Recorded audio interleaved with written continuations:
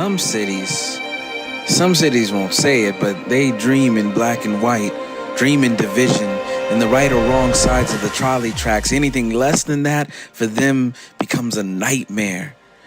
Our city, our district lives in color. Our breath smells of pollo and carne asada, and we will not apologize for it. These streets crack and bump like our music. They tried to give us chaos, but we carved it into character, Play-dohed it into community, polished it into a diamond district, an emerald hill, a paradise valley, a joyous view, a esoteric skyline. Just look at those colors. We remixed the rainbow. Mama, just look at what we made. A village of good folks who don't look, speak, or culture the same, and that's okay. Southeastern San Diego, bienvenido a mi casa. Come outside and play. We got festivals and a 2-story McDonald's, breath smelling like lumpia and pancit, and we will not apologize for it. Ask the Jacob Center. Visit the parks and recs of Paradise Hills, MLK, and Encanto. Peep the fresh murals. We are brimming to the top of the old Menudo pot with talents, plural. We got something good happening here. We literally get it popping like Warner, producing melanated stars with honors, Heisman and Olympic gold medal winners. These my people, breath smelling like collard greens and jerk chicken, and we not apologizing for nothing. Don't worry about our perceived double negatives. We ain't perfect, but yo, that's the most beautiful part about it. We make flawed look fabulous. This is the ground zero of the 1980s. When this crack cocaine came down to San Diego, you know, it destroyed a lot of families and a lot of brothers died on these corners right here. So, enough was enough.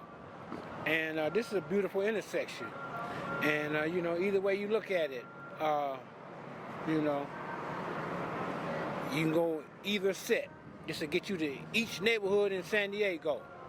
So, this is the main line right here on Imperial, and right on for Armand and everybody else that, took heed, because, a lot of black folks don't want to listen to nobody. So, they listen. They say if you change one, you did a good job. So, we all rallied up here together. Essie, we all rallied. Every Tuesday and Thursday, we went to all different neighborhoods, push this peace, increase this peace, because we need this peace. We need this peace real bad like. And, I want us to win, man. As black people, we got to win, man. Ain't no misery. We ain't living in misery. You know what I mean? So, you got to change your thoughts, have good thoughts, quit thinking evil thoughts, quit hating on people. Take care of your business. Go to work, go home, take care of your kids, take care of the family, and back to work. So, that's how we rolling. And, San Diego, and for the San Diego brothers, we got to get it right. It should be 50 brothers, rich, in every neighborhood around here. We should be at the Mission Beach, should be like Venice Beach. People dancing and magic tricks. I mean, man, it's a tourist town. There's a lot of money to be getting around here, man. So, we need to, get rid of all that old violence, that gang banging, and, let's roll. Ain't enough Bentleys around there either. So, if you're in this game, you got to be flamboyant with this game here, man. And, these dudes just killing. So, yeah, we're going to stop this killing, man. We're going to keep moving, and we're going to live happy ever after. It's a good day for you to be able to come out and celebrate, to enjoy yourselves, because there's more good happening in the community than bad that is happening in the community. So we want you to know a day of celebration to continue to make that which is good happen. The transforming from this site, from being called the four corners of death, to being transformed to being called the four corners of life, because there is life in the 4th District. There is life in the 4th and Southeast San Diego. Somebody loves you back.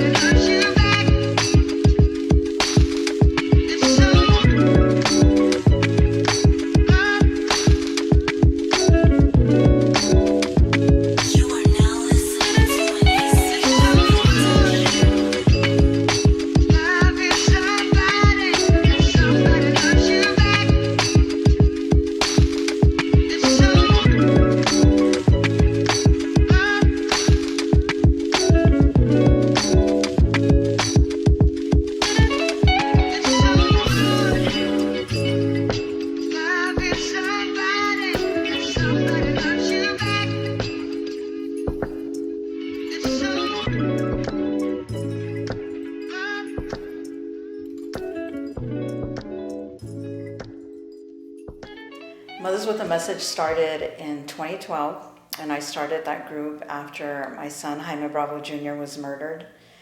I had no idea that I was going to begin this group. I went back to work after he was murdered. Part of my work that I did in the community for over 15 years was responding to homicides and helping families through that pain and grief and supporting them through that. And I began to see like a rise in crime of our youth. Every month I would get a call about another youth that had been murdered, but never did I think I was going to become one of those families and that I was going to get a visit and I was going to be told that my son was murdered. The day I was given that news, I died with my son. I didn't think I was going to make it to the end of the week. But I had a lot of support from the community. A lot of people came to my house and wouldn't let me give up. And when I finally did go back to work, my supervisor asked me, because I continued doing the same type of work I was doing, and my supervisor at the time asked me, Bevelyn, how long are you going to continue to bury kids? How long are you going to keep helping mothers bury their children? And I said, as long as it takes. And then he asked me, is there something that you can do before that? And that was the first time I had started thinking about, okay, what my new purpose was. And so I went home and started thinking about it and started putting my thoughts down. And little did I know that was going to turn into a curriculum for Mothers with a Message. And so what we do is we speak to youth, we go to diversion, we work with probation, with the police, but also we do work with school groups. And we share our story with the youth. And we talk a little bit about choices and consequences, like what to do if you're in a situation where somebody disrespected you, or maybe you're angry about something somebody took from you. How can you deal with that without waking up the next morning saying, oh my gosh, I killed somebody? And now you're going to face the consequences of that. Either you're going to prison, or you just have to deal with that you took a life, you took somebody from the community, and now there's a family grieving. You ruined your community. You're part of destroying your community. So how do we change that so that doesn't happen? How do we help you through that? And then the other piece is working with mothers, working with parents, because sometimes parents feel judged. Sometimes they're going through things with their teens or with their adult children, but they don't want to tell anybody because they don't want people talking about them. They feel like sometimes as a parent, you're hard on yourself. You're like, what did I do wrong? Why is my kid not listening? Why is he doing those things? This is not what we taught him. And so you feel like that's a reflection upon yourself. But we are here to tell the parents, don't do that. We're all trying our best to raise our kids in our communities, and sometimes these things happen. But if you need help, reach out to us. That's what we're here for. We want to be that support system for you. We want to be the one that you come to when you're struggling with your youth, and we want to help you through that. So we get a lot of calls from parents now who either their son or daughter ran away, or they're doing drugs, or they're in gangs, and so we try to support them the best we can, and also encourage the parent, because one of the things we also don't believe in is hard love. For many years, people have tried to push that, like, let them learn the hard way. If they don't want to listen, kick them out, throw them out in the street. But we're here to say, don't do that, because that's your child, and they're still going to come back to you, and they're going to come back to you even more messed up because you left them out on the street to deal with negativity and bad influences. So don't do that. Even though it's hard, just keep on supporting your child and find people that will help you through that as well. And then another piece of our work is we work in the prisons. So we do a 16-week class, and we work with only lifers, with men that have double, triple murders, and possibly we're not ever going to get out. But now many of them have gotten out. We've gone to several different prisons throughout the nation, and we do the 16-week class, and it's sort of getting them to see their mistakes and how it started from childhood. Like, what happened in your childhood to get you to this point of where you are now? And many of them have went to prison maybe when they were 16 or 18, and now they're 60. Now they're in their 60s. And they've had a lot of time to think, and they're remorseful, but they don't know how to make it right. And so we're the face of the victims, because a lot of times they don't get to talk to their victims, but we're that face, and so they talk to us. A lot of them cry. A lot of them understand now what they've done, you know, because we share our story, and we say, you know, when you kill somebody that we love, it doesn't just stop there. It affects everybody that loved that person and that was in that person's life. Like, everybody's life gets destroyed. It's when a life is taken, it's heartbreaking and it's life-changing, and you don't ever get over that. And so many of the men that we have talked to in the prisons actually have said, let us help you. How do we help you from in here? And so through those classes, we now have been able to get letters from them to share with the youth out here. And some of those men have actually gotten out, have had the opportunity to get out through the new law, and they've actually come and helped us now in person to talk to other youth. So that's Mothers with a Message, and also we do support other mothers that have lost their child as well, but this is the kind of group where when our numbers grow, it's not progress. It's devastating for us. So many groups, when your numbers grow, that's progress, and that's showing that your organization, you know, is flourishing. But for us, that means we have more work to do. When our numbers increase, it's devastating, and we know that we still have a lot of work to do out there. And but we love the youth of our community, and we want them to see that they have so much potential and their life is meaningful, and they don't need to live this way, and they don't need to take a life, and they don't need to be in prison either. And so that's the message that we want to tell the youth. You are loved. You are loved. You are here for a reason. Your life has purpose. No matter if you've made mistakes, no matter if you've had a tough childhood, there's a purpose for your life. And we want to see you live to the right age that you are meant to live, not the age where your life gets cut off at 14 or 15 or 21 years old. So we want to see you live the age you were meant to live. And so that is Mothers with a Message. And in the beginning, we started out with about 2 or 3 moms, and now, unfortunately, there's about 20 of us. And there's a lot more, but these are the moms that are able to go out and share their stories and speak to youth and do the work. And we understand that losing a child is you can never heal from that. So we understand for the other moms that can't share their story, but we're sharing it for them so that this can stop, hopefully, and we can have hope for our communities and our youth and our families. The 4 corners of life means the world to me, because life is love and love is life. Being in the heartbeat of America's finest city, we are the community defibrillator. We breathe life into America's finest city. So it's a privilege, it's an honor, and it's a pleasure to even be with these outstanding pedestrians and constituents representing on this high vibration. We're actually using our pain to pathway a legacy and a great future. And that's what we're all about, the pathway to legacy and building great futures together. If it is to be, it is up to us. Those are the 10 most powerful 2-letter words. If it is to be, it is up to us. It is up to all of us right here in the heartbeat of America's finest city, Euclid and Imperial, 4 corners of life and love.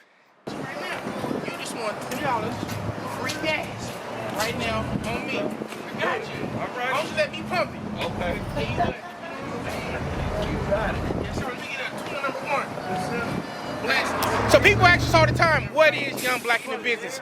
Young is a state of mind. So we have people in our eclectic meritocracy that range from 25 to 55. That is our niche.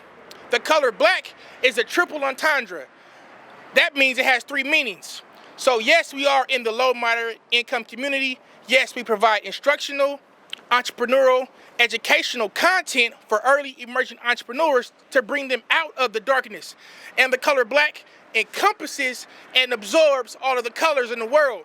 So we're all Young Black in the Business. We have members in our network, I like to say in our diverse rope, because individually we're all threads, but together we form a rope. And Young Black in the Business pulls our resources together.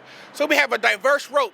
We have members that are Hispanic, Asian, Latino, Anglo-Saxon, and of course, African American. So join our rope, join our diverse network as we pull our resources together. Yep. Thank you, Lord. Yep, My name's Carmel. My name's Come Rose on, Bud. Lord. And I just got it right to French. Look, hot sauce and All everything. that, baby, Napkins and all that. Right there. That's right. Right there. That's right. That's right. Thank you, God Four corners of life. bless. Four corners of That life. part. All right. Go on, God. I dance with you.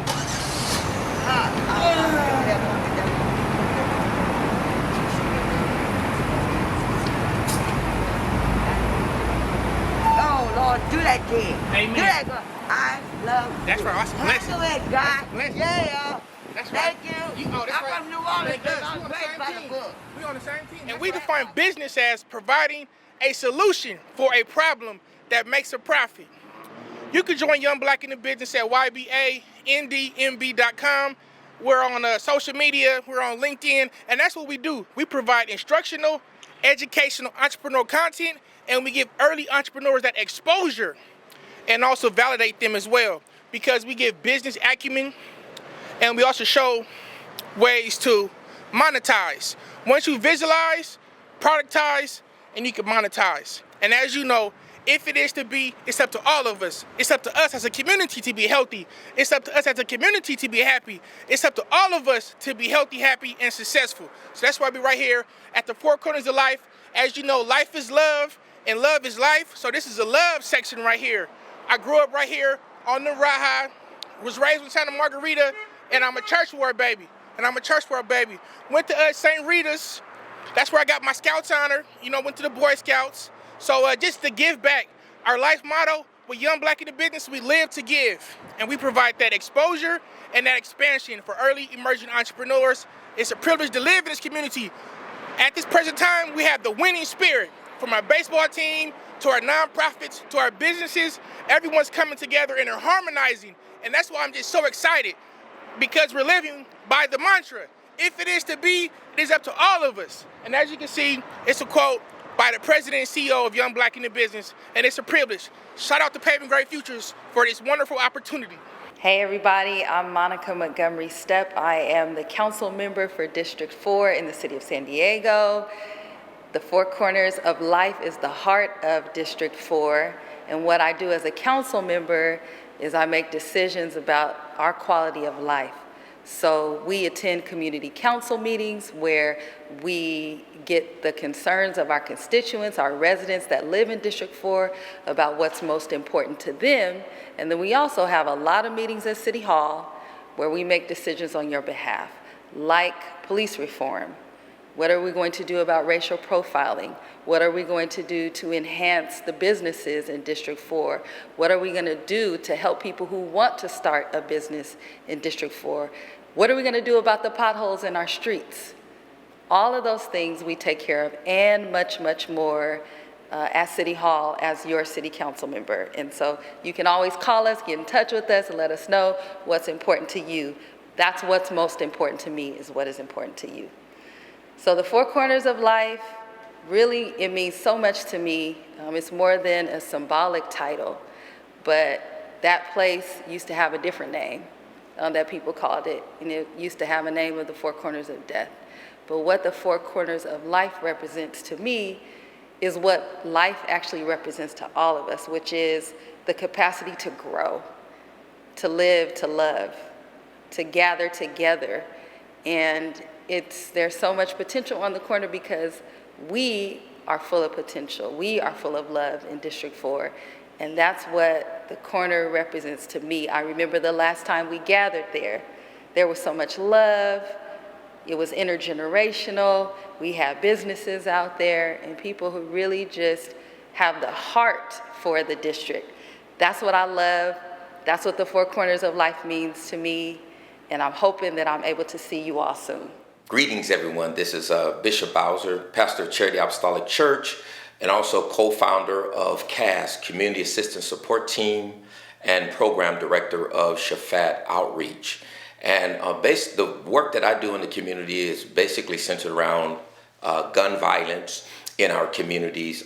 We focus on groups and individuals who may be involved in gun violence to prevent and also de-escalate gun violence. And so we do several things. We get to the crime scene, we get to the hospitals to wrap around support to the victims who have been shot, but we also try to work in the community to de-escalate violence that is taking place in the community, or a better term would call disrupt the violence in the community, and try to prevent future violence from happening by getting to the individuals that we believe may be engaged and involved in the violence, and try to offer them support services and get them to change their mind in what they're doing, to get them to understand that, you know, the life that they live in could lead to prison or death or be maimed. And if that's not the outcome they want, then they have to change their thinking, to change their feelings, to change their behaviors, to change their outcome. We try to get them to understand that no matter what the circumstance or event, which includes people, places, or things,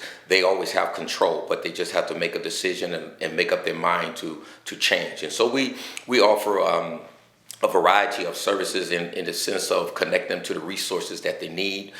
For example, if an individual gets shot, there have been times where they're homeless. There have been times where they need counseling because they're suicidal. There have been times where they need food, and there have been times where, you know, they've lost. They might be working, and because of the injuries, they're losing time off work. And so we try to connect them with victim assistance and any other resources that they need. And most of the time, individuals that we deal with that have been injured through gun violence, they're most time engaged in it, right? And so we also want to try to wrap support around this individual to prevent them from further engaging in it, to get them to look at their actions, their attitude, to make a change, and so on. So that's the kind of work we do with CAS. We also do community empowerment or community engagement. We try to get on the front end of the violence by walking the communities, knocking on doors, and talking to community members to do a problem-solving type of assessment to see exactly what are the problems in this community. And as they share with us, hey, you know, we got drugs, or we got this, we got, sometimes it may be simple things like we need street lights. Sometimes maybe think we want to get rid of the trash, because we know that in order to prevent violence and to do it without having police involved, it does include beautifying your community. It does include dealing with the street, like having a lot of greenery, dealing with the vacant lots, dealing with the abandoned buildings and things like that. So we try to work with the city and or the necessary people who are able to get in there and deal with those issues to address that. And then sometimes it is addressing the drugs, addressing the violence, or whatever type of crimes. And most of the time we focus on areas that have what they call high gang crimes, to get in those communities, empower the community to come together and work together to solve their own issues, so that way the community is empowered, and then it brings down crime and violence when everyone is engaged, everyone is involved. And we also reach out to what folks may call the perpetrators, but we call them, sometimes they were a victim before they became a perpetrator. So we also reach out to them and offer them, as I mentioned earlier, the same type of supports and services. And sometimes every community, and based on block by block, sometimes they have different needs. And so we try to meet those needs based on that, or at least empower them to set it up that way, to set up whatever they need to get done on that. So that's the front end of it, just to kind of get on the front end of violence, to prevent it by working with the communities and having problem-solving meetings to resolve issues. That, you know, many times there have been things that have come up like homelessness. We've had to have problem-solving meetings on that.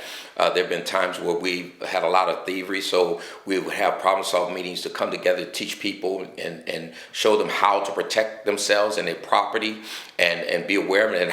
And being involved in it, I learned a lot myself, being involved in a lot of these problem-solving meetings by trying to educate the community. It actually helped me also in the sense of how to not to become a victim of a crime. And so that's getting on the front end of it. Those are just some examples of some of the things that we do, but it's very broad and wide. We built what we call a CAS, Community Assistance Support Team, discussion table, and we have monthly meetings where we give updates and discussions with all our partners that we work with in the community. Which includes a variety of community-based organizations that come together with us. We also have a PD there also. We have U.S. Attorney's DA's office there also. We bring all these people together, have discussions so they can understand what needs to be done in our communities and how we can work together to do that, to change that. I think one of the problem, I shouldn't say problem, but challenges that we face in our community, especially when you talk about the Black community and addressing crime and violence, is, the trauma and the lack of trust, in what we call the criminal justice system. And there's most definitely a problem there. But the thing I would like to challenge our community on is that if we don't come together, then they're going to decide for themselves what we need. The only way we can change that dynamic is that we have to come together and let the community, let these various agencies in the criminal justice system know exactly what we want and how we want our communities to be policed and the issues that need to be addressed and how we want them to be addressed and when we want them to be addressed. And then that way we have more control, more power involved. Even when they talk about defunding the police or what they call reallocating resources. Even if you're going to reallocate resources, you got to be able to meet with these agencies to determine, to decide where the funds are going to come from and how you're going to reallocate and how it's going to take the place of what maybe law enforcement did. How are we going to do that? And the only way you're going to do that, you got to come to the table and have these discussions. And we're in the process of having these discussions. And so for me, it's a new experience, especially with dealing with the reallocation of resources and things like that. But we're seeing more and more how it can be done. We're working with Council Member Stepp's office and along with many others in the criminal justice system to do some of this and reallocate resources with one of the programs that we're coming up with, which you'll be hearing about later on in the summer, is the No Shots Fired campaign, which we'll be launching to address gun violence and to reduce gun violence. Four Corners of Life, I think that what it means to me is very important for us to promote this. It's very important for us to get the education out there, and it's very important for our young people to see that there has been a change, that the four corners of life is the four corners of life and not the four corners of death anymore. Because ingrained in many people's mind who has been traumatized by this still see it as the four corners of death. And so we got a lot of work to do to re-educate, to educate the community. And really, because I don't see the four corners of life as it used to be, when it used to be very violent. But in people's mind that have been traumatized and engaged in this, they still see it that way. I remember I was driving with a young man, and it was at night, and I was taking him home, and we were driving across Euclid and Imperial, and the four corners of life. And after we came to the light, and I stopped. And then after we took off, he was like relieved. He said, most of the time when I drive through here, I drive slow and wait for the light to change, and then I cross. He said, otherwise, if I get stopped at the light, I'm turning. He said, because I'm not going to get stuck at this light and something happened to me. So it's ingrained in their minds that this is a dangerous corner, right? And so I really appreciate, the concept of the four corners of life and promoting that, because when we get it in the mind of people to think that way, they'll start acting that way and so on. And I think, a lot has changed when it comes to the four corners of life, but I think that we just have to, and I appreciate what is doing this every year, and let's do it throughout the year too, because we have to continue to educate folks and get folks to understand that it is safe, right? And also in a sense of continue some of the work that I see on the four corners of life of beautifying that area. Here in Southeast San Diego, we are pretty much a family service. We go where the need is. We do things, different events such as food drives, turkey drives, what we do and what we're here for. We're just here for the need of the community and the families. We also do a lot of things with our youth and different events with our partnerships and supplying them with safe space and events to go to after school. That's pretty much what we do and what we're here for the community and the need of whatever it is that their need, we're here at their service. My family has put this, instilled in us just growing up, but we officially started last year once the COVID hit. We officially decided to actually create a foundation. So then that way, upon that foundation, we can put the community on our back and whatever it is that their need is, we put our resources and our partners together to make it happen. So lately we focused on a lot of COVID response. We did a huge COVID response. Once COVID hit, a lot of stores shut down, things like that. We came together, brought a lot of our partners together to bring food to the community. And as of right now, we're still going strong. We do about 3 food distributions a week. So we do about 30 to 40,000 meals a month. So we tend to do that, and we don't like to forget about the youth as well. So we create different events, COVID-friendly events that the youth can partake in, including virtual events. So we just, want to continue to keep that going, and once it's safe to get outside, we want to be able to continue that and do more community events. My name is Khalid Alexander. I'm with Pillars of the Community, and we're a community-based organization that advocates for people who are negatively impacted and targeted by law enforcement. We really have kind of 2 areas that we focus on. One is just kind of community building, and that's where we work with organizations like Paving Great Futures, Homework, and other kind of Southeast-based organizations, just anybody who's pushing positivity.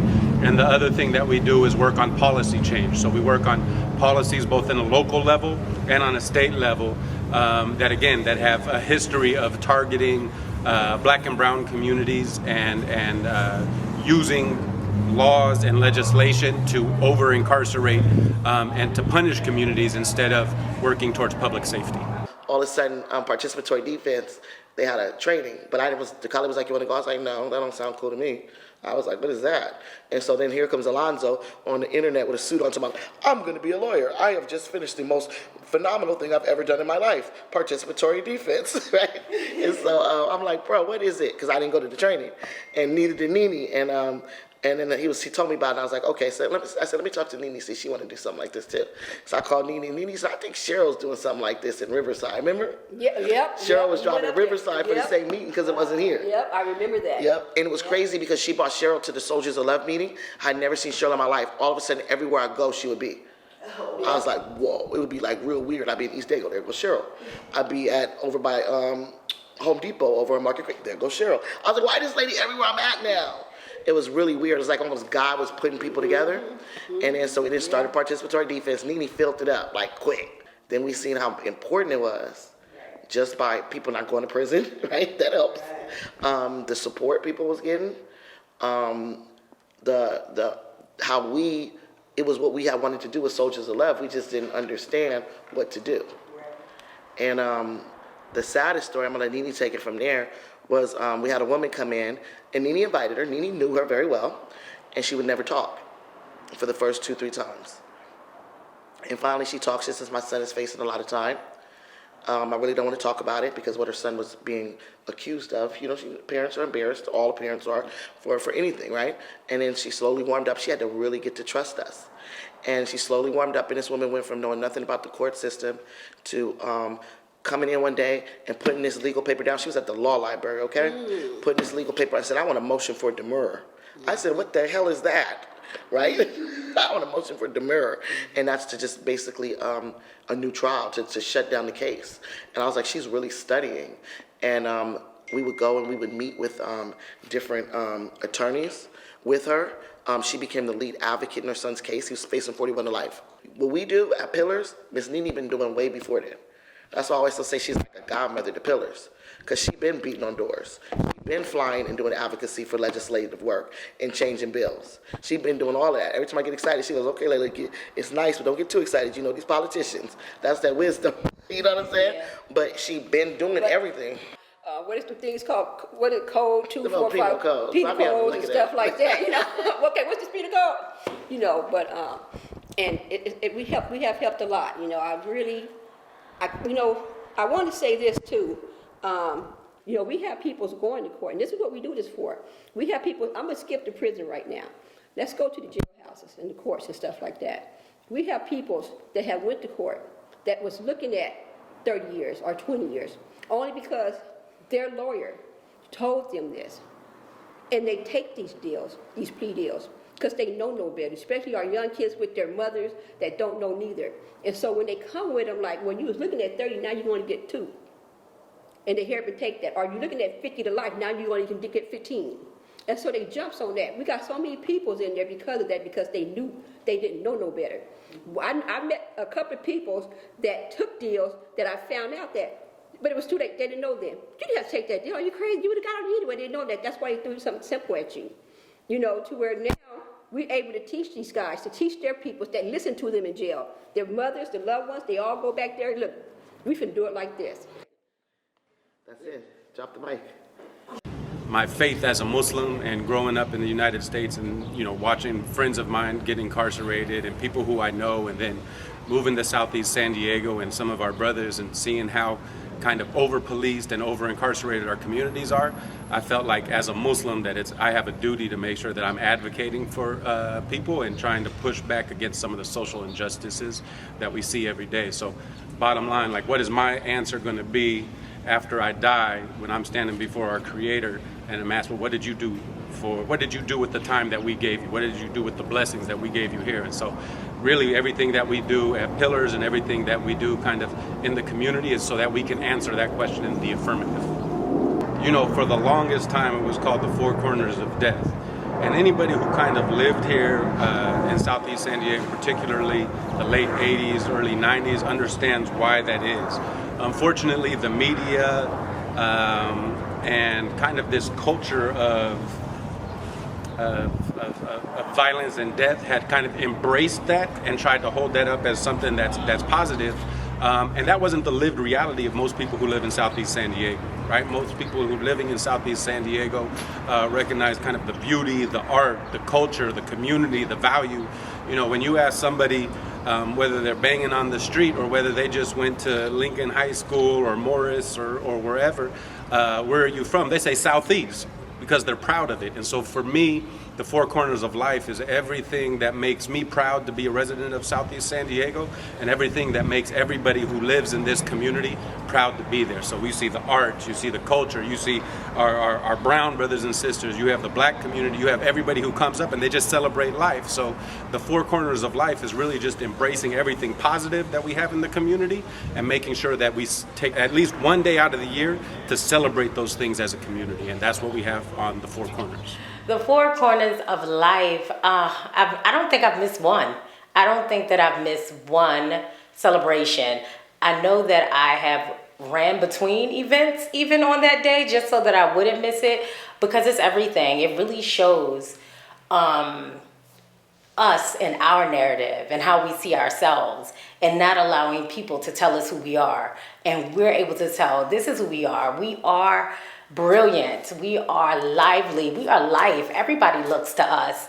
We set trends, right? And that's what the Four Corners of Life is. It set the trend that we're going to turn this thing around and we're going to tell you what it's going to be instead of you all telling us what it is.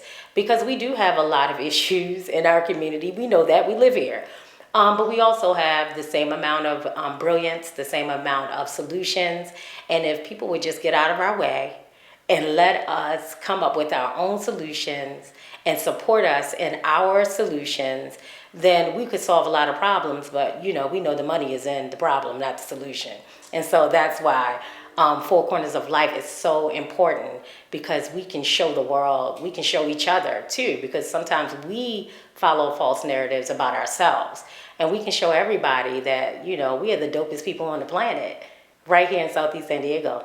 So I'm Sis Maria Muhammad. I'm the CEO of I Am Green, which is a nonprofit organization here in San Diego whose sole purpose is to reconnect our people back to the planet and each other. One of our main goals is to help Black people in particular, and all people in general, to look at our ancestral ties, to look at what our grandmothers did, what our grandfathers did, how they conserved, how they preserved, so that we can see ourselves in the environmental movement.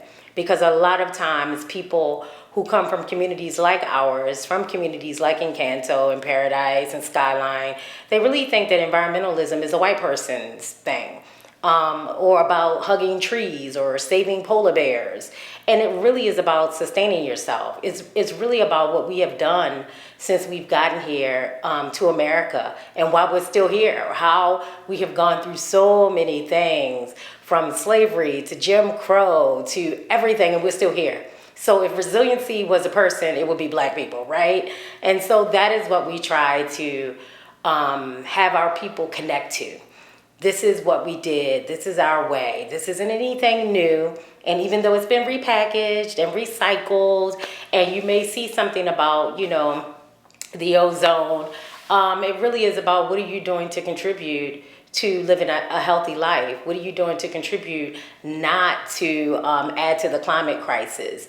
What are you doing? And when we think about the Tupperware that we used to make, and we still do out of Cool Whip, packets, right? How the cookie tin never has cookie in it. It is always sewing kits or something else in it, right? Or how we can go and look at it in anything that we have in our refrigerator and dollar to donut, it is not what the package says.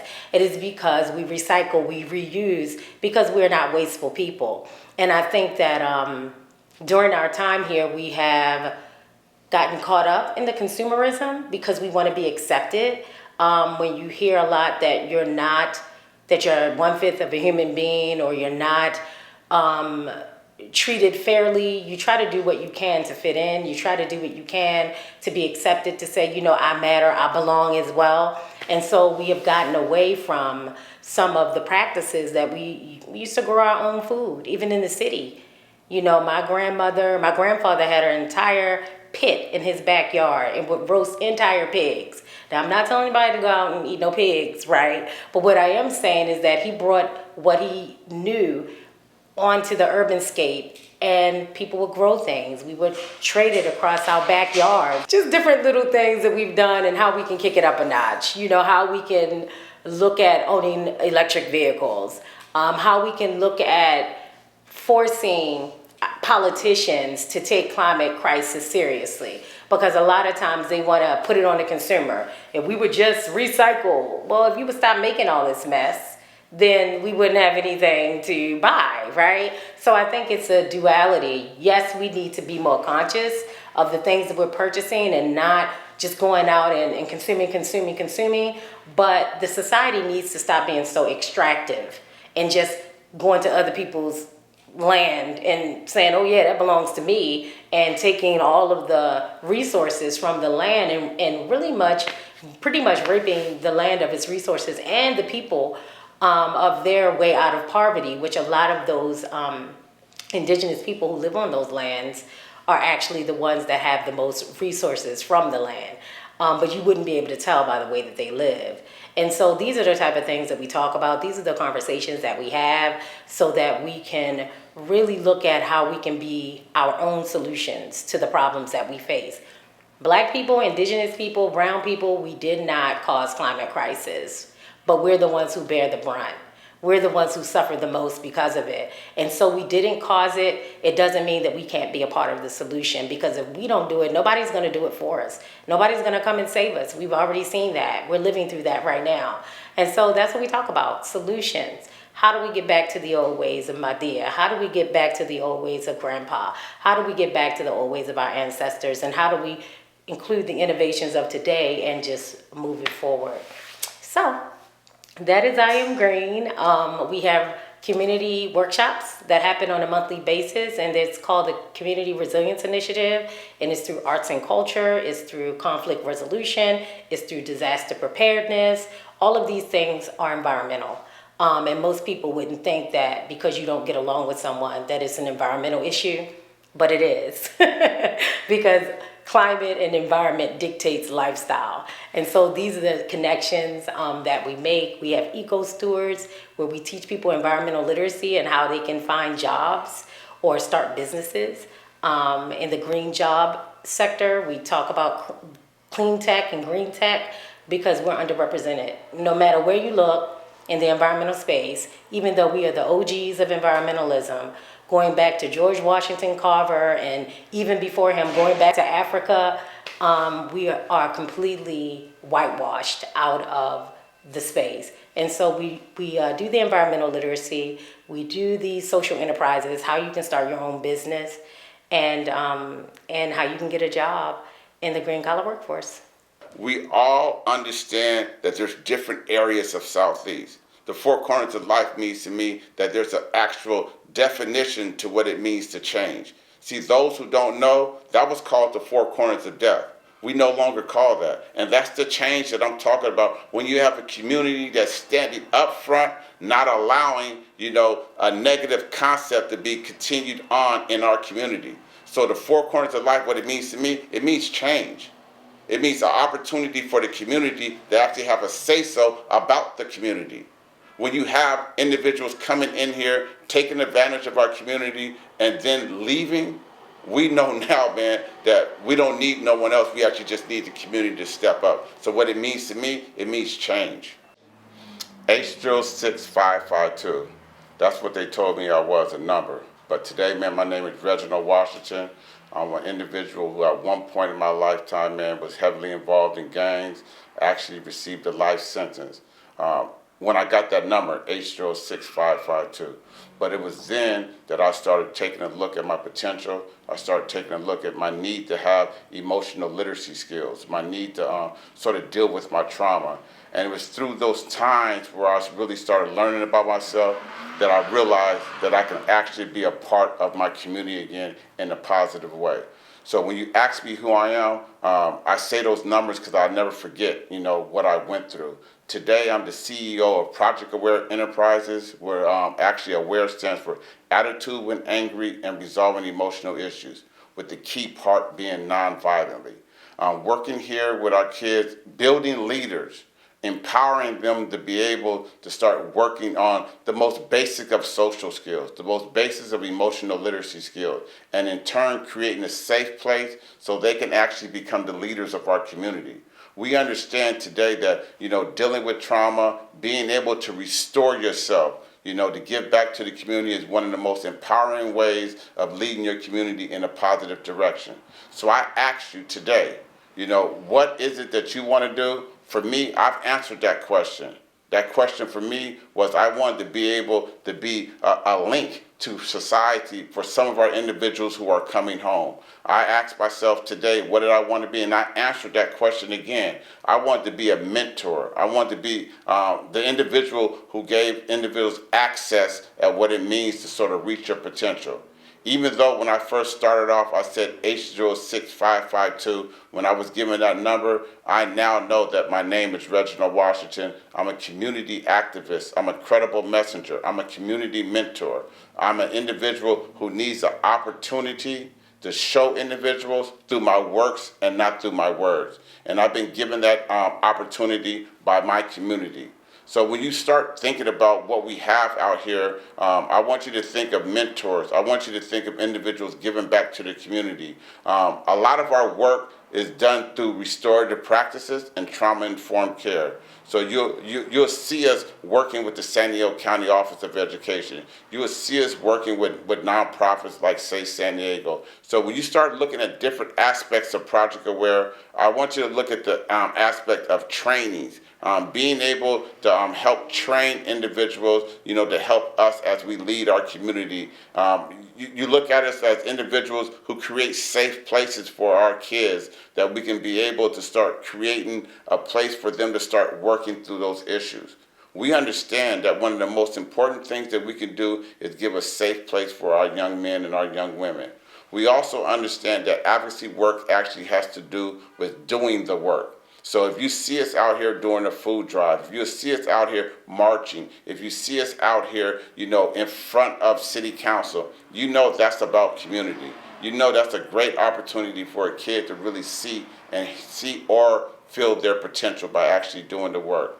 When we sit here and we look at what Project Aware is, it's so much more than just a grassroots program. It's actually a place where an individual can actually start learning about themselves. We understand that, there's going to be a lot of times where things are going to be at ease. Things are actually going to be a little difficult. And we saw that through the pandemic. But we also saw during that pandemic that you had the heroes of our community stepping up and doing certain things like those food drives that we talked about, doing certain things that making sure the graduate who wasn't able to graduate, that we put together graduation at our office ourselves. So when we start talking about Project Aware, man, we really want you guys to know that it's more of a family as well as a community. And what we're a part of is both. And we want to continue leading in that direction. And one of the best ways to lead in that direction is having our young individuals actually be the leaders. So it's important for us to be able to put the trainings together for them. It's important for us to actually have them on the forefront. So whenever you see a Project Aware leader, you're actually going to see them actually being the one that's on the forefront. And a little bit more about our program is that we want to make sure that individuals coming back into the community, those who have been involved in less likely those who have been incarcerated, that they know that because of their incarceration, that doesn't mean that they can't be anyone. So we will take on those individuals re-entering back in society and help build them up as leaders too. And that's just a small part of what Project Aware is about. So I'm a pastor in the community of Southeast and Mid-City, kind of like right in between on 54th and Redwood. And, you know, been involved in gang prevention intervention for 20 years. Lived experience was from the East Side gang there in Mid-City. Shot, stabbed, and I knew I had a problem in my life. And so when I gave my life to the Lord, it wasn't a program that changed me. It wasn't a policy that changed me. It was principles that started to change me from the inside out. And so, but I knew I needed to get involved beyond prayer. I needed to get involved in the pain of the people. I think sometimes we forget the pain, and we go after the prophet instead of being a prophet, being a voice in the community.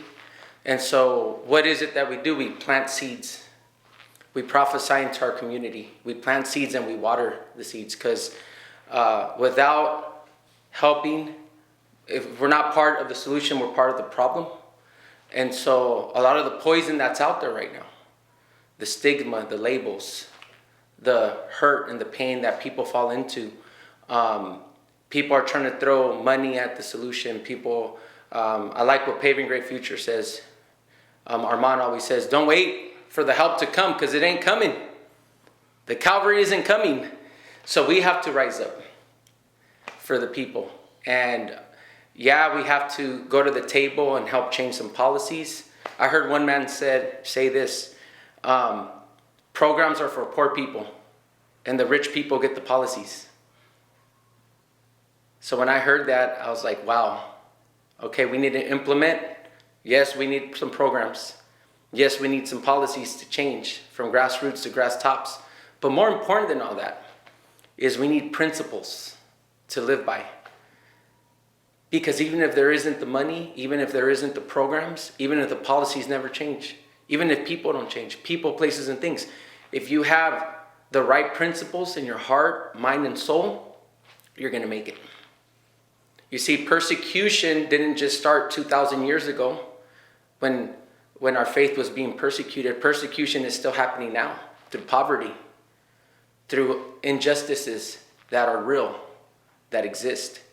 And so the problem is when we don't live by principles. And Paving Great Futures, everything you guys do, you guys are living by principles.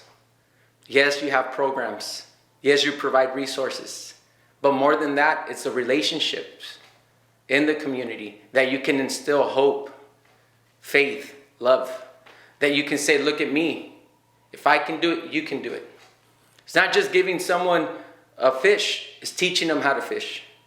But even if they're fishing from a lake that doesn't have no fish, what good is that? What good is that? So we make sure that our people are fishing, not just teaching them how to fish, but we're making sure that they're fishing from an actual pond or river, a place that actually has fish.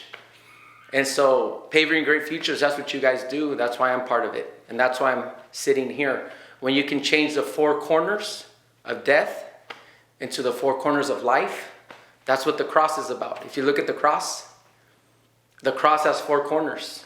And those corners are an intersection, a crossing point, where heaven and hell collide together, where death happens, and where God can use nails, 2 pieces of wood, death, and turn death into life.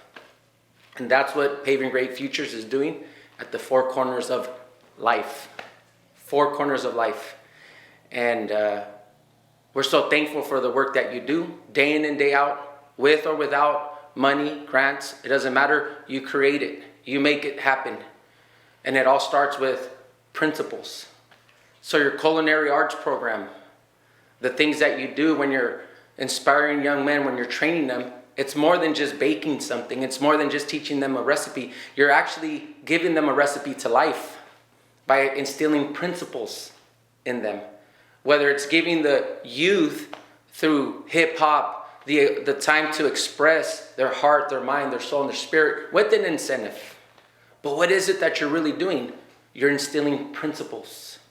That they have something on the inside of them that can blossom, that can grow, that can glow, that can shine, that can beam. Like Armand always says, beam in.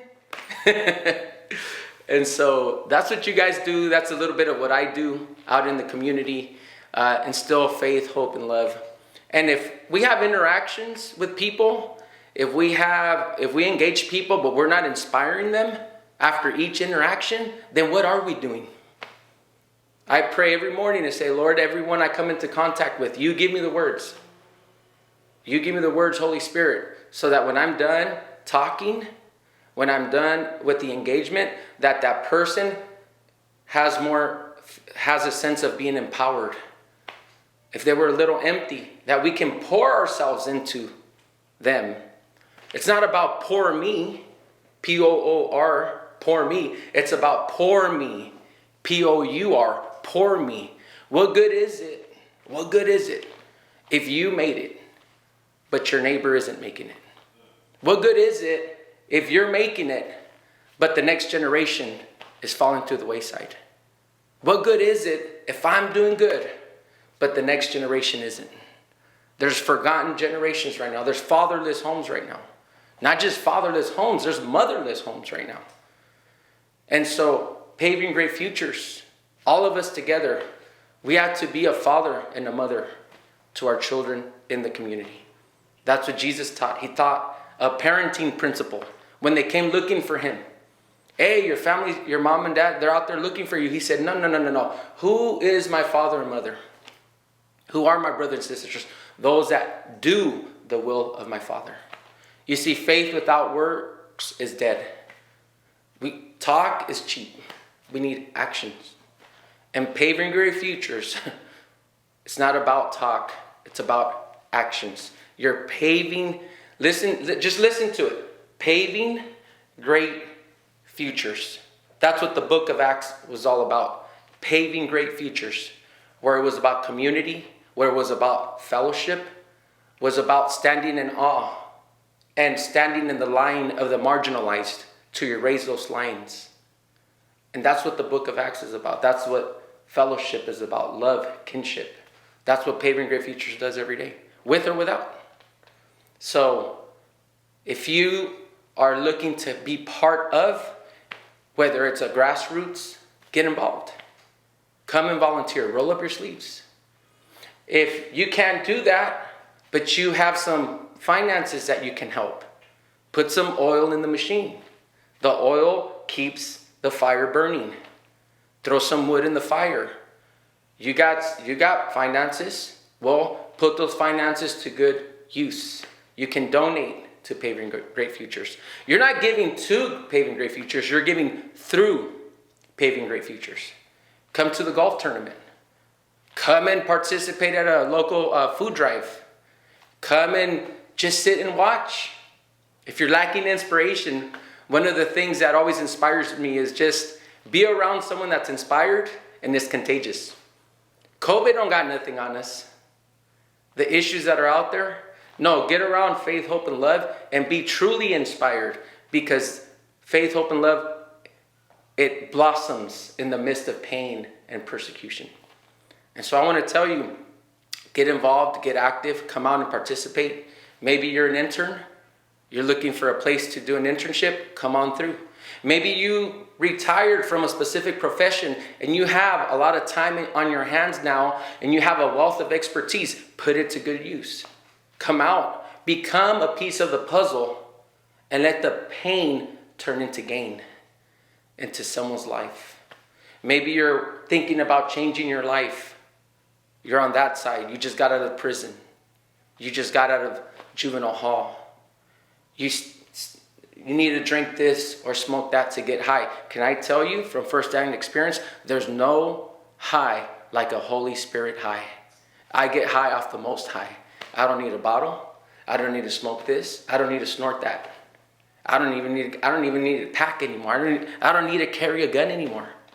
Because when you're living the righteous life and you're living in the light, you have nothing to fear. Perfect love casts out all fear. And you don't let labels, you don't let your past define you. You let what he says about you. And whenever you cross Euclid or 54th, right there in Imperial, whenever you cross that, let that be a reminder. Who can meet you at the cross? Whenever you feel like giving up, whenever you feel like losing hope, when you're at that intersection, you say, this is where dead things come back to life. Paving great futures. It's not just a movement. It's where miracles happen. And if you're watching this, you're a miracle. It's not by coincidence that you're watching this. It's not even this event that's bringing you together. We believe that there's a purpose, there's a plan. Before you were even born, the scripture says, he knew you. He had a plan for you. You are not an accident. You're not an accident. He brought you here for such a time as this. And so I want to encourage you, show up, roll up your sleeves, get involved. It's not about position. It's about the purpose. Yeah, I'm a pastor, but it's not about the position. Yeah, I'm involved in grassroots movements and executive director of this and that. That doesn't matter. It's not the position. It's about the mission and the purpose. And so I want to encourage you, get involved, get in, and watch miracles happen. Amen. Hello, my name is Tau Baraka. I'm the owner-operator of the world-famous Imperial Barbershop, also known as the most conscious barbershop on the West Coast. Imperial Barbershop is a community resource on top of being a barbershop. We actually have events here and have cultural things here as far as the community is concerned. We also like to promote positive things in our community. So instead of just being a barbershop, we also are a resource for this community. We've been doing this since 2006, and we had a brief stint to where we closed down for a second, and then we reopened in a new location only a block up from the original Imperial Barbershop. As of today, I believe I've helped close to 10 young men establish their own businesses in the barbering world, and we created some of the greatest barbers, as far as I'm concerned, in San Diego history.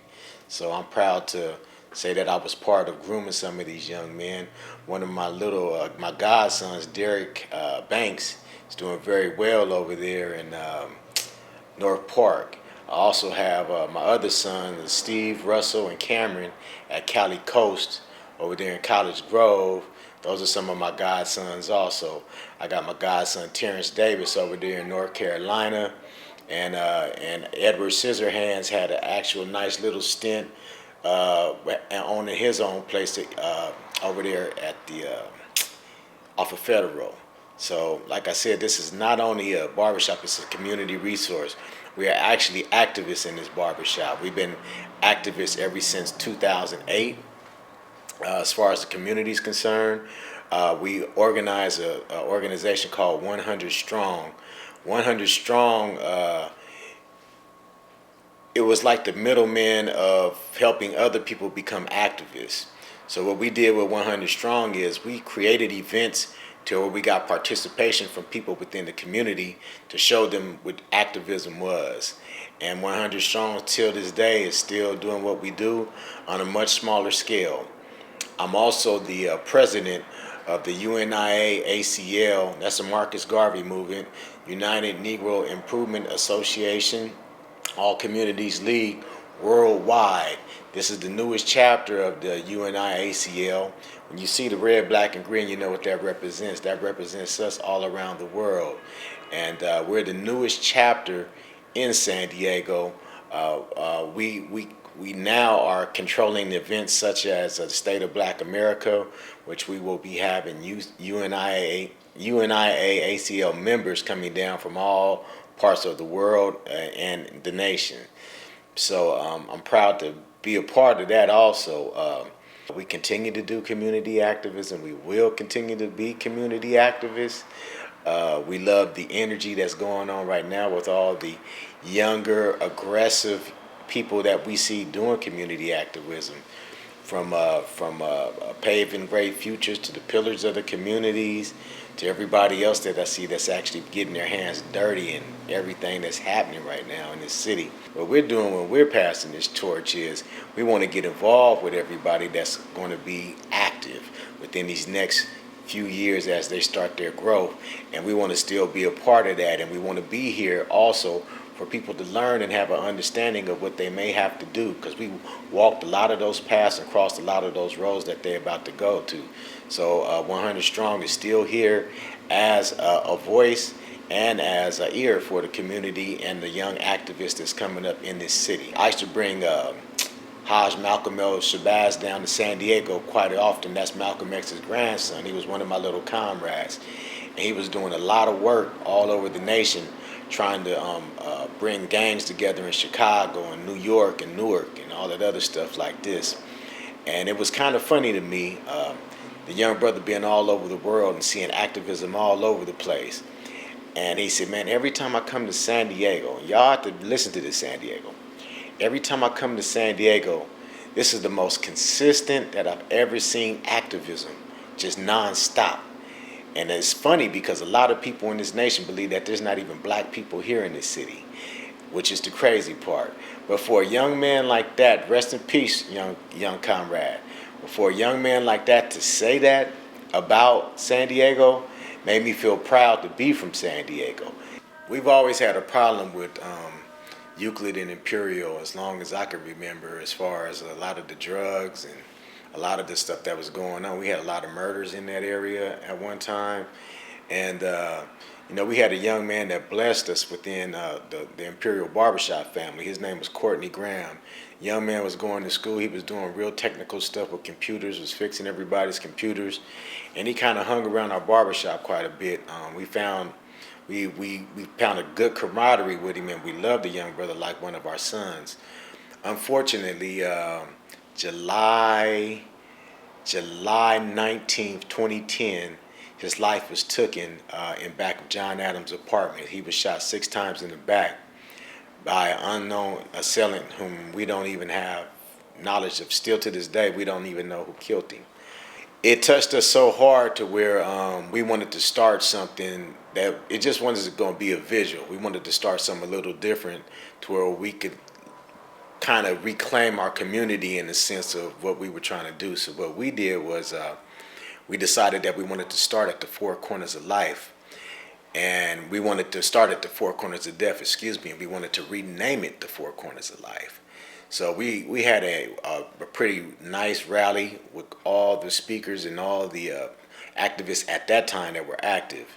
And we renamed it the 4 corners of life. But from there, we started a campaign called RTC, Reclaiming the Community. The reclaiming of the community started off with a few people. It started off with maybe 4 or 5 people.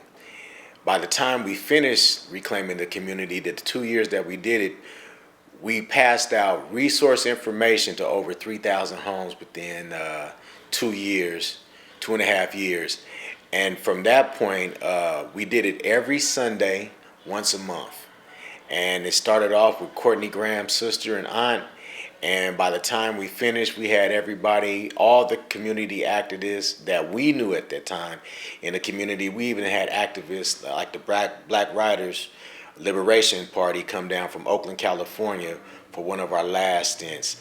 It ended up being a pretty respectful, joyful thing, and the RTC then was actually taken over by Khalid Alexander from Pillars of the Community, which Khalid took it to other places, unknown, you know what I'm saying? We started off the RTC again, but he then brought in rap artists and put out an album about the RTC. Then he also did Reclaiming Our Stories, which was a spinoff from the RTC, and the RTC movement continued to grow. So, like I said, it was a good thing that we planted the seed, but I was glad that somebody can help it grow. And that gentleman kept pouring the water on it, and the Pillars of the Community kept pouring the water on it. Then we had people like Paving Great Futures on board. We had the Stacey Butlers. We had Stop the Genocide movement. We had all kind of organizations coming together to retrofit and put themselves in a place to where they can say that they was part of the RTC. I see that it's kind of like it's stalled right at this time, but I like to see that everybody's still working under some type of umbrella, which I believe the RTC created. So I want to give props on that and everybody that was part of that and help it grow to what it actually became. So all power to the people, race first, Black Power, it doesn't stop, get at me. Hola, me llamo Nadia Contreras y soy la mamá de mi hijo, aparte de ser parte de tu comunidad. Hi, my name is Nadia Contreras, and I am my kid's mother and your community member. I have been a part of Paving Great Futures for a very, very long time. I've served on the board of directors since, they were initiated, and they've done amazing work. I'm so blessed to be a partner of theirs. I'm also co-founder to People Over Profit San Diego, where we expose anything and anybody that chooses profit over human welfare. I'm also one of many amazing people who are the originators to the San Diego Dee Dee McClure Community Bail Fund. And many may ask, why are we celebrating the Four Corners of Life, right? Well, why not?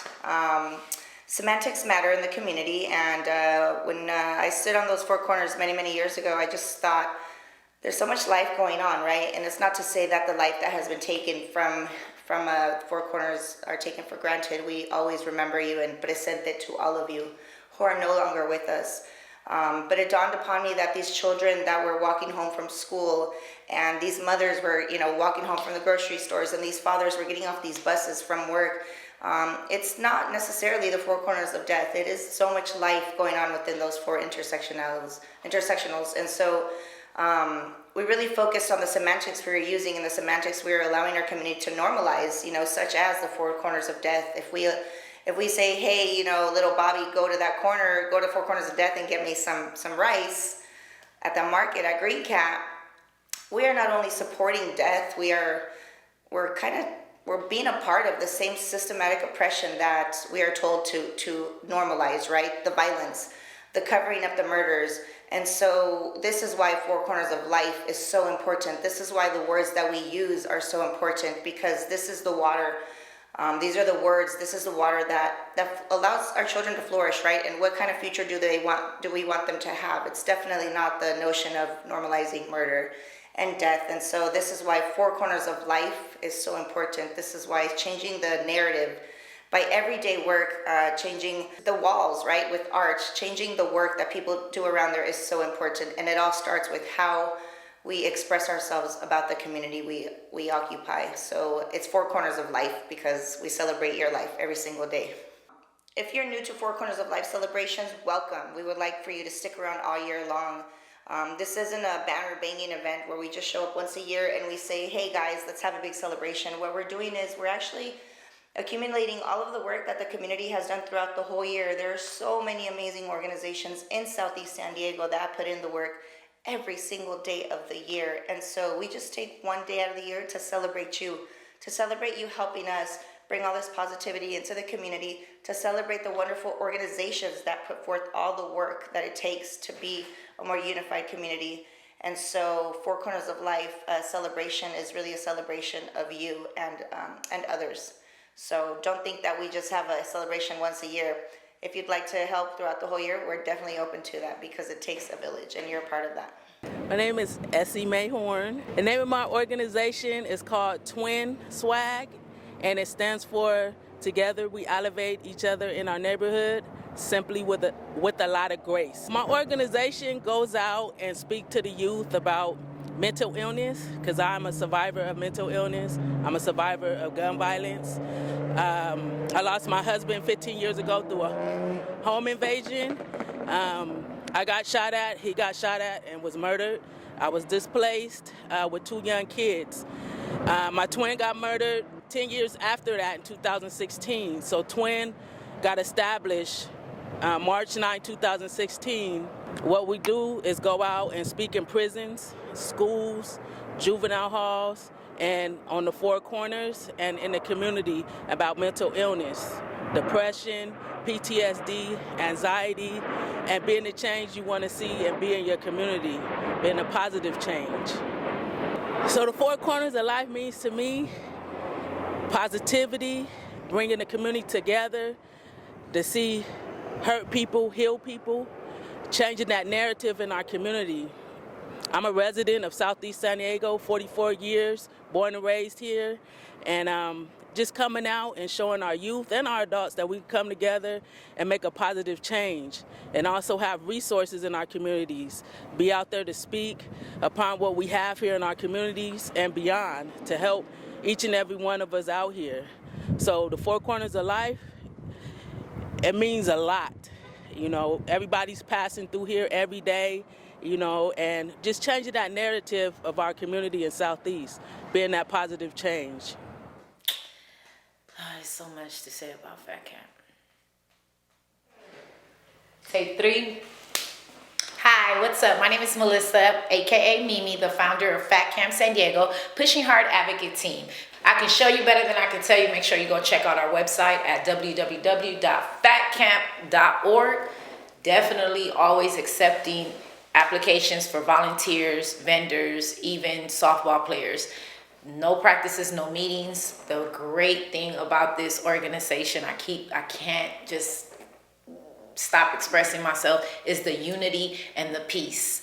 We've had no drama in the past 14 years. Everyone's come together. I think I had a umpire who had 5 baby mamas on the field at the same time. So amazing. They all got along. The kids was playing. Everybody was just chilling. I loved it. That was back in 2010. Shout out to that umpire because he was so nervous. At the end of the season, what we do to give back to these women who took time out of their busy schedule, their Sundays, to come out and support a vision, a dream, something that is so amazingly positive and productive, is we have a banquet. And in that banquet, we honor these women with trophies. And those trophies may seem like a little thing because, to the outside world looking in, but to us, it feels like we've done something so big and so great because it was given to us by us as a unity, as a team. It's just so amazing, so dope. The greatest thing is from ages 13 to however old, all women and girls, our men are out there supporting us, taking care of us, watching over us. We have no community backup as far as, we don't have city councils, we don't have the police, we don't have anyone because we were always underground. And now that we're up and we're getting there, we don't feel we need any of that. What we need is collab with more and more of the community people that are doing something productive and positive. It's my baby. It got me and kept me out of a lot of trouble. Oh my God, this organization kept me out of a lot of trouble. Whew, let me tell you, I was on a mission, okay? I was on a mission. And I remember looking across the field and saying, dang, I need to do something. I need to make a name for myself. I was one of those young women who grew up always being popular, always having house parties, always being known. And then, I kind of became a young mother at a young age and kind of forgot who I was and forgot myself. And all I knew was to work, pay bills, and deal with family. And I finally realized that, that's not who I am, only who I am.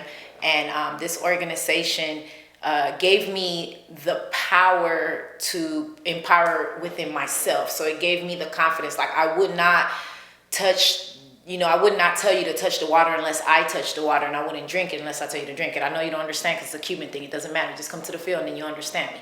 But the moral of the story is, it gave me the motivation to myself. It was like, I want to try it myself before I promote it. And that's what it did. It gave me the motivation. It gave me the confidence. It gave me the strength. And I can sell that to you all day. I can pitch that to you all day. But I guarantee you, once I get you out there, you'll be like, oh my God, she was the truth, you know? So if I tell you it's red, but it doesn't taste like strawberry, trust me, it doesn't taste like strawberry. So it has saved my life. And I don't know what I would do without Fat Camp. PHAT, Pushing Hard Advocating. Because I'm tired of people thinking it stands for fat. Nothing fat over here or over there. So anyway, so yes, I am very, very grateful. I love the fact that we stand out enough to do for our community, and know, like I said, we're not like super big known, but what I really, really love about this organization is that we're able to bring, like I mentioned before, we're able to bring so many people from different sides of town.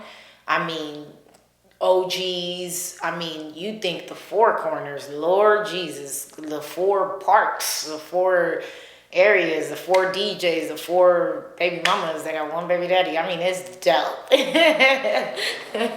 It's dope. It's really, really dope. It really gives us a lot of faith. You know, it gives us a lot of hope. And we look like them. It's all kind of black and brown people in here, so they not looking like, well, who the old white guy that's finna talk to me? No. Right. You about to get the dude with the dreads and the hoodie. I saw Kendrick come here today. Like, I was like, you got a client?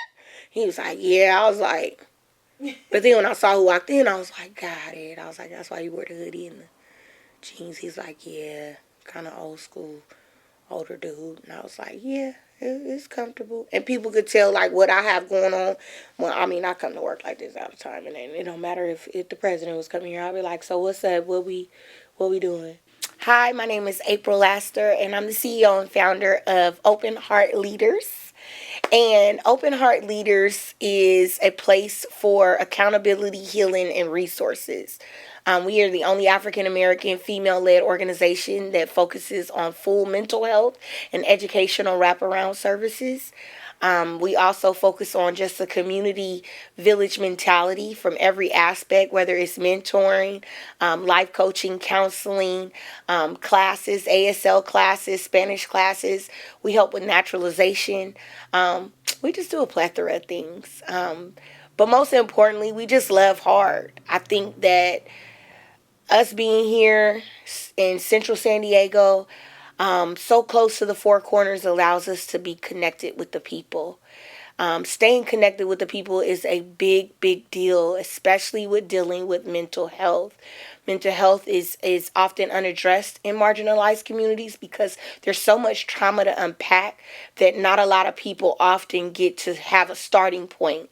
And a starting point where the counselors and the psychologists and the psychiatrists look like them. I mean, look at me. I look like the average everyday black girl, but I'm so empowered to heal my people from a mental aspect so that they can walk around this world whole and healthy, especially hitting those 4 corners whole and healthy. One corner, you're going to get you something to eat. Another corner, you're going to grab a soda. You're going to pump your gas on the other side. You may get a hot dog from the other side, depending on who's on the block for that day. But overall, it's all about love. It's all about the caring. It's all about the compassion that we exemplify every year at these 4 corners of life. Let's talk about this like quick name change with the 4 corners of life that used to go down as the 4 corners of death. And I think with such a gloomy name over those 4 corners and a lot of the kind of things that were occurring on the 4 corners caused a lot of people to shy away from this particular area.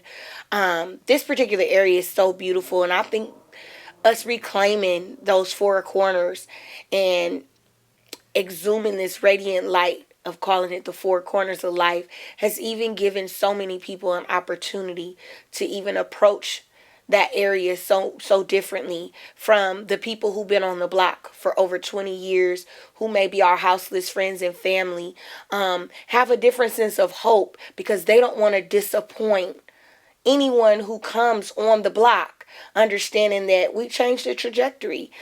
Even involving something as hyped as, I know everybody has this whole big thing about the green cat liquor, right? Oh, it's still there.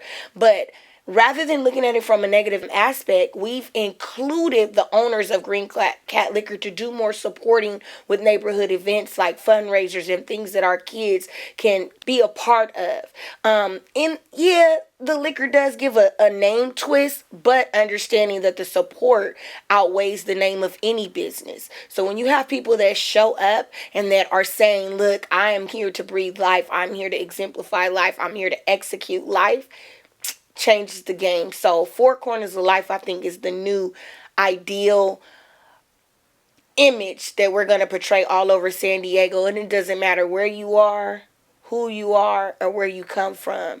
It's always going to be Four Corners of Life, because Four Corners of Death is completely dead. Hi, I'm Tracy Morris, Executive Director with the Blue Heart Foundation. The Blue Heart Foundation is founded on the principles of academics, empowerment, education, and mindfulness. We have 100% admission of four-year universities, over 50,000 hours of volunteer service. Our primary goal is to empower young men to make them be the best versions of themselves. We believe that with this opportunity and the more options young men are given, that they'll more likely take the right path instead of what society is portraying them to be. Over these past 8 years, we've been able to send 60 young men to colleges. We currently have 10 young men at Morehouse College. So we're creating a pipeline of academics.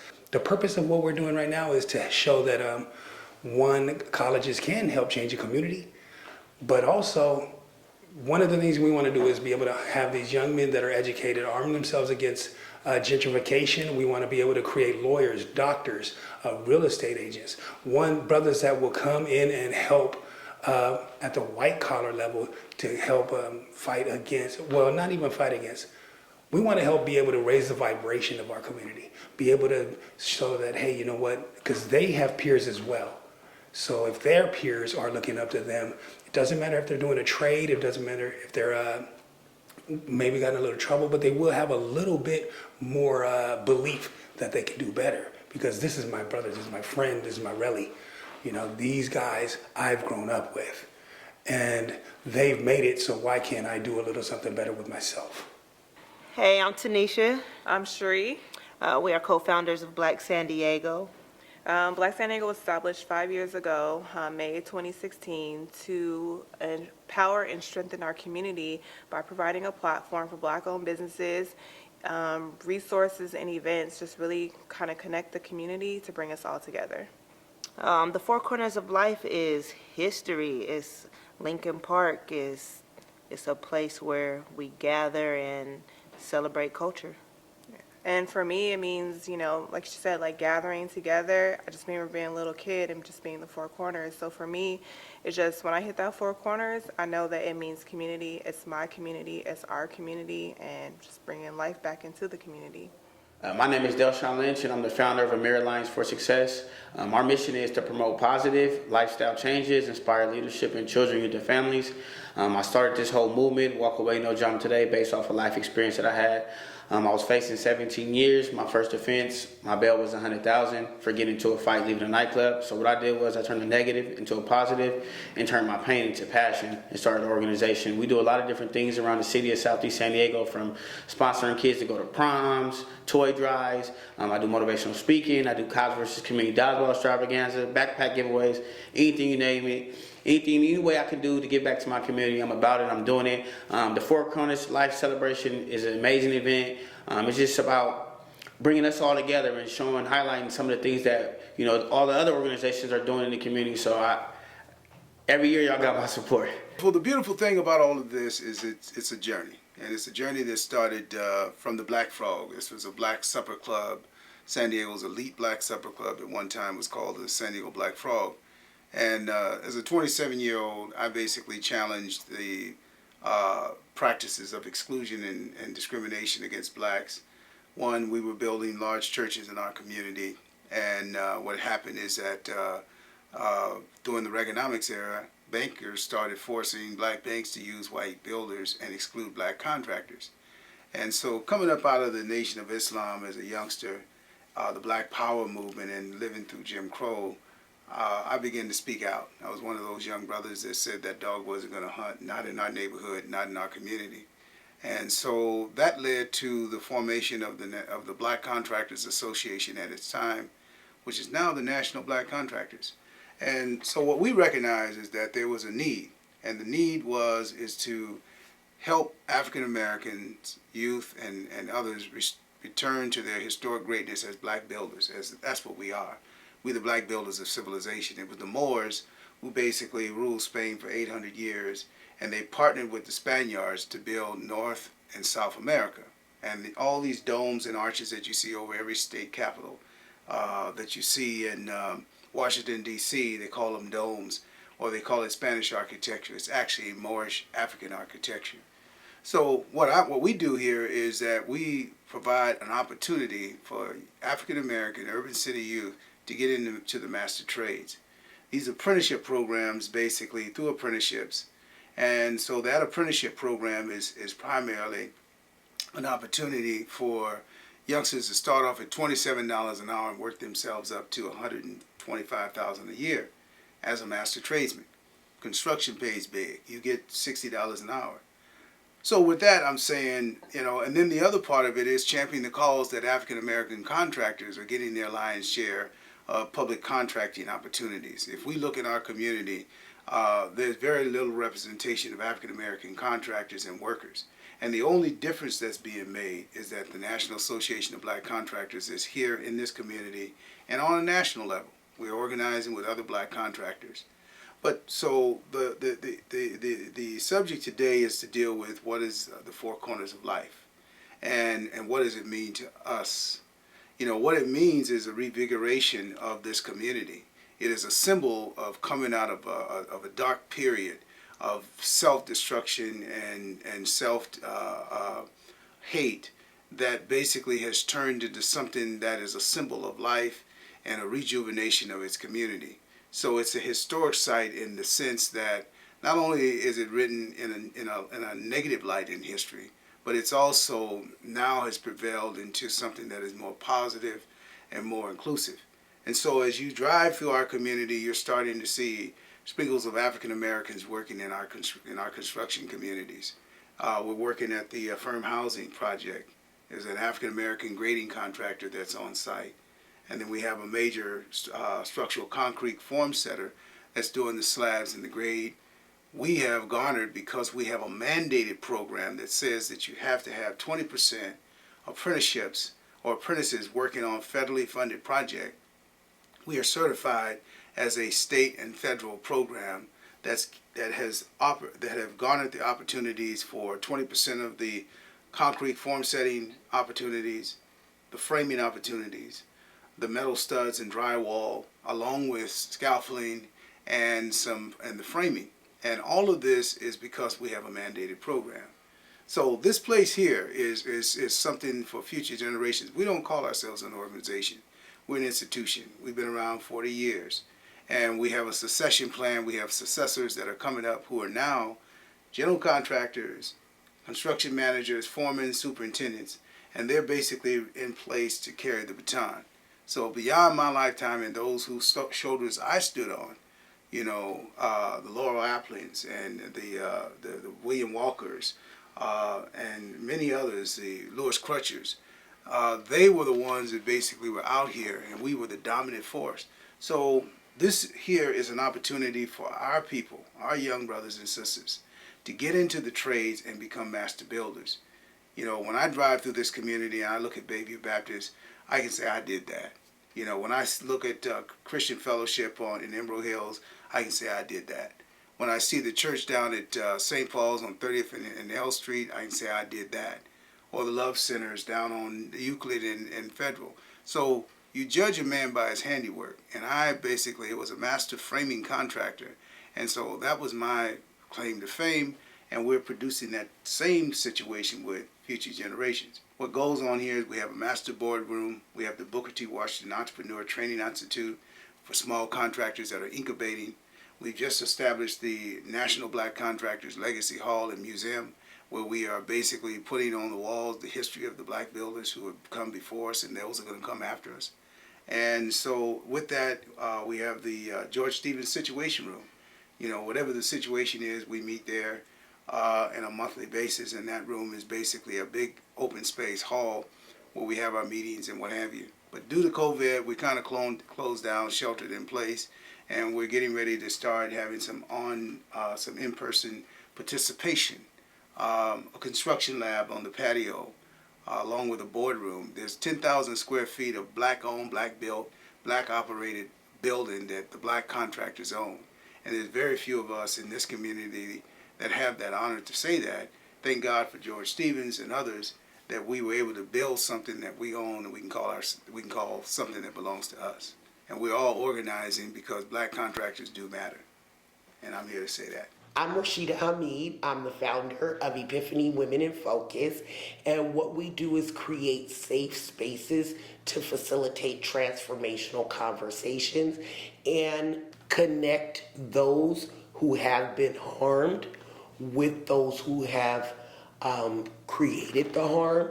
And we do conflict resolution. We also have a contract with the San Diego Unified School District, and we do trainings and facilitate workshops for the staff and administrators at the school district. So creating safe spaces is what I like to coin as what I do, as my niche. When you hear the word life, it brings you comfort or a good feeling, and that's now the feeling that you get in that space. It is now a safe space. It's not associated with a negative connotation anymore. All of those things have changed since the name has changed. There were times when that was not an area I avoided frequently because of the fear of something negative or dangerous happening. And now with the name change, it brings community together. It's a safe space, and it's just definitely something that we look forward to participating in every year. I'm Tanisa Conwright, the founder and executive director of Detour Empowers. We are founded in southeastern San Diego 11 years ago. I'm born and raised in southeastern San Diego, so Detour is my love letter to my community. We're a mentoring organization for teen girls of color. We focus on equity and inclusion for girls of color and providing opportunities for them in education and employment. We have an internship program, a leadership academy, and we hold after-school programs on different school campuses throughout the city of San Diego. The Four Corners of Life, for me, it automatically brings a smile to my face because it's a centralized location that everybody knows. Anytime you mention it, like if you're from Southeast, you're definitely going to know that particular part of town. And that particular part of town, it represents so much history and so much struggle at the same time. And also a lot of like just growth and grit and determination from all of us within the community that are striving every day to make this community a better place. So when I think about the Four Corners of Life, I think about Huffman's Barbecue, of course, because that definitely was a staple. I think about C.W. Dean's record store that used to be there back in the day. That's where I used to get my tapes at because, you know, tapes were a thing, like the single cassette and then like the full thing. I think about Green Cat Liquor Store, you know what I mean? Taco shops. For me, it means family. It means community. I grew up going to the church right across the street from the Four Corners. So my grandparents, it makes me think of them definitely. And sneaking off to the taco shop during church time when we were supposed to be in Bible study or somewhere. But it truly represents the heart of southeastern San Diego and the heart of all of us who serve in the community. Peace be unto you, everyone. My name is Abdul Waliullah Muhammad, student minister of Muhammad's Mosque number 8 and founder of I My Brother's Keeper CDC.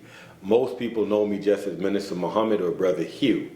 Four Corner of Life and what it means to me. I think it means the change in the mindset of community. And I remember even at the start of Paving the Great Future and just the mindset that men like Ramon and Jay and others had when they were first starting out. I remember in the very beginning in Linda Vista, when in the restaurant there, when they were talking about ideas and creating the organization, or even one of the very first meetings that we had at the community center here in Lemon Grove. It's about a paradigm shift, a mind change. So when you take something from calling it the four corners of death to the four corners of life, it tells that we're choosing life. And so one of the things to me, when you look what that intersection means, Euclid and Imperial, it's a cross section of many different communities. Whether you're coming out of Skyline, whether you're coming out of Skyline Hills, that is, whether you're coming out of Lincoln Park, whether you're coming out of Emerald Hills, Little Africa, whether you're coming down from, coming straight down Imperial, from what we would call the Stockton Memorial community, what they may call the West Coast, right? And linking all the other communities together, Mount Hope, that they call the neighborhood. So, you know, that intersection over the years have created a lot of coming together of the diversity of our people that they want to call gangs. I just call them youth organizations and expression that we have not fully appreciated the desire to have change. And so the four corners of life to me mean the change in the mindset. And it also shows what the Honorable Minister Louis Farrakhan said in 2015, which Brother Armand and many of the brothers from here went, which was called 10-10-15, that we're fighting a war on two fronts. One, we're fighting against the police brutality, the inhumane treatment that we've seen happen to our young men, our young women, and sometimes not so young men and not so young women, in the case of Sandra Bland and even George Floyd. There's so many. That the names are countless that we talk about that. So that's one war we're fighting against police brutality, but we're also fighting a war against, you know, where we have fallen out of love of ourselves after coming out of 400 plus years of slavery, that we no longer appreciate who we are. So it became very easy for us to take each other's lives.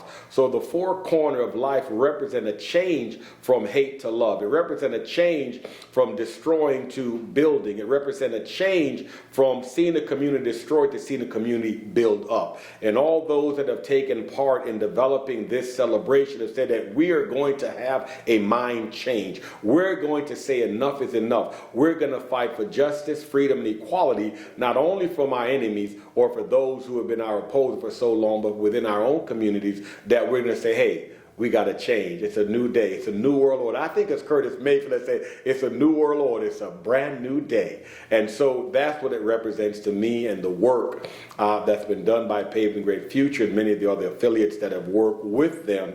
And it's been my honor as Minister Farrakhan's student minister to have worked with Paving Great Futures, many other organizations within community. Of course, Mosque number 8 is one of the oldest institutions within this community, and I'm just honored to be the shepherd here for the flock and those that are followers of the Most Honorable Elijah Muhammad on the Minister Farrakhan leadership. So the four corners of life is a change of mind. Let's go ahead and work that we can work, live in harmony, and make our community a safe and decent place to live. Thank you for having me. May God bless each and every one of you, and may they bless us with a wonderful celebration of the four corners of life. Thank you, and God bless. What we do here is go back.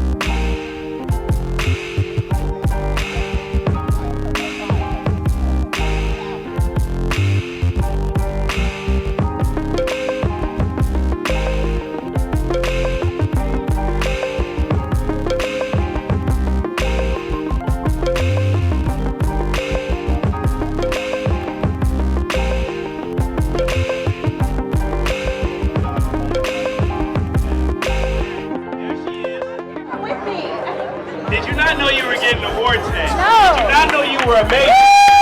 Your community appreciates all the work you're doing with young women throughout the Southeast and beyond. Did you not know we recognize you and we see you and we honor you and we're glad to have you in our hood? Did you know that? Did you know that? Did you know we love you? Did you know that? Oh man.